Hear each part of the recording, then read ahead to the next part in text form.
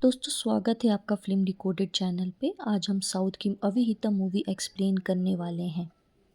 Film की कहानी शुरू होती है केरल के कासरगोड जिले के एक छोटे से गांव से। यहाँ रहने वाला एक आदमी प्रकाशन रात को शराब पीकर घर लौट रहा होता है। अंधेरे में खेत के पास उसकी नज़र पड़ती है एक आदमी और एक औरत पे, जो एक दूसरे के बहुत करीब है, जैसे कोई प्रेम संबंध हो।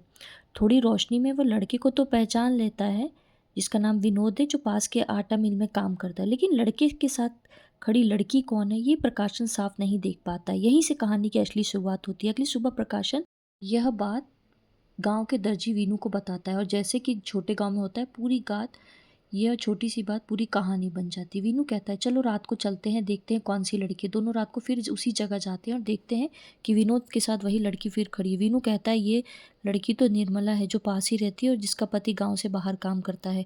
लेकिन ध्यान देने वाली बात यह है कि वीनू ने लड़की का चेहरा नहीं देखा, उसने सिर्फ शरीर का आकार देखकर पहचानने की कोशिश की, क्योंकि एक वो दर्जी था और शरीर का नाप देखकर वो ऐसा बता सकता है, ऐसा उसने कहा। अगली सुबह वो लोग सोचते हैं और निर्मला के पति के भाई यानी निर्मला के देवर को बताने का सोचते हैं, जिसका नाम मुरली रहता है। मुरली भी उनके साथ रात को देखने आता है। वो भी मान लेता है कि ये उसकी भाभी ही है। हालांकि उस दिन विनोद नहीं आया निर्मला से मिलने। फिर अगले दिन सुबह सुबह वो सुनता है कि निर्मला आटा पिसवाने जा रही है। तब सब सोचते हैं कि रात में विनोद नहीं आया था, शायद ये यही पूछने जा रही है। तीनों लोग यानी विनोद, मुरली और प्रकाशन निर्मला और विनोद को आपस में बात करते देखते। ये सब देखकर मुरली को थोड़ा लगता है कि ज़रूर निर्मला और विनोद का चक्कर है, और मुरली ये बात अपने पिता को फ़ोन करके बता देता है। उसके पिता बुला लेते हैं और फिर दोनों मिल के ये बात निर्मला के पति को बता देते हैं। पहले तो निर्मला के पति यानी मुकुंदन को यकीन नहीं आता है। फिर उसके पिता बोलते हैं कि या तो अपनी बीवी को समझाओ या उसको तुम डाइवोर्स दे दो। मुकुंदन निर्मला को डाइवोर्स देने के लिए तैयार हो जाता है, मगर बोलता है कि विनोद को मैं मज़ा चखाना चाहता हूँ, ज़रूर उसी ने कुछ किया होगा। फिर वो लोग प्लान बनाते हैं कि मुकुंदन और मुरली दोनों गाँव जाएंगे और फिर निर्मला और विनोद को रंगे हाथ पकड़ेंगे, ताकि उनके पास कोई सबूत हो। ये लोग गाँव पहुँचते हैं और फिर अपने बड़े पापा को भी इस प्लान के बारे में बताते हैं। फिर कुछ और रिश्तेदार इस प्लान में जुड़ते हैं। फिर कुछ और रिश्तेदार यानी लगभग सभी को निर्मला और विनोद के अफेयर होने का पता चलता है। फिर मुकुंदन ये देखता है कि निर्मला ने उसकी दी हुई नई साड़ी पहनी है, जो वो गिफ्ट में लाया था। मुकुंदन पूछता है कि नई साड़ी पहनने कहाँ जा रही हो पहन के, तो निर्मला बोलती है कि आटा पिसवाने। मुकुंदन गुस्सा होता है तो निर्मला साड़ी उतारकर दूसरी साड़ी पहन लेती। इस बात से मुकुंदन की माँ भी नाराज़ हो जाती है मुकुंदन से। फिर मुकुंदन खुद जाता है आटा पिसवाने। वहाँ आटा चक्की पे विनोद मुकुंदन से निर्मला के बारे में पूछने लगता है। इस पर मुकुंदन चिढ़ जाता है और जाके मुरली और बाकी लोगों से बोलता है कि प्लान बताओ, कैसे पकड़ेंगे विनोद और निर्मला को। फिर मुकुंदन के पापा उसके बड़े पापा को कुछ विश्वास वाले लोगों को लाने को बोलते हैं। फिर एक दिन मुकुंदन और मुरली वापस गाँव से बाहर जाने को बोलते हैं। उसके बड़ा पापा के शेड में छुप जाते हैं। वहाँ जाके वहाँ प्रकाश और वीनू भी उनका इंतज़ार करते हैं। मुकुंदन के बड़े पापा भी बहुत सारे हथियार लेके इंतज़ार करते हैं। फिर कुछ देर के बाद निर्मला विनोद का इंतज़ार करती है। निर्मला बाथरूम में जाती है, तभी मुरली बाहर से बाथरूम का दरवाज़ा बंद कर देता है और बाकी लोगों को आवाज़ देकर बुलाता है। फिर सब लोग बाहर उन उन लोगों का इंतज़ार करते हैं। वो लोग फिर विनोद को आवाज़ देकर बाहर आने को बोलते। अंदर से विनोद भी गुस्सा करता है और बोलता है कि दरवाज़ा खोलो।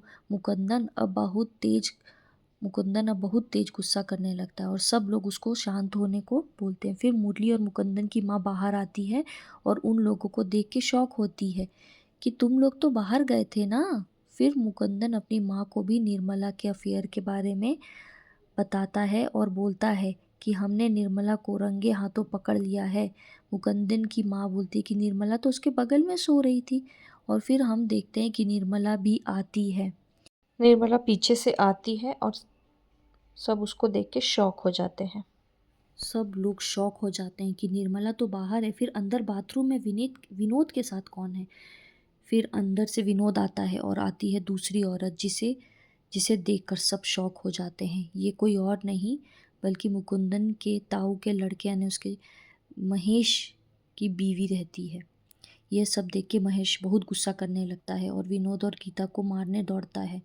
मगर जैसे तैसे सब उसको शांत करते हैं। फिर महेश गुस्से में निर्मला को बताता है कि तुम्हारा हस्बैंड और देवर तुम पे शक करते हैं कि तुम्हारा अफेयर विनोद के साथ है।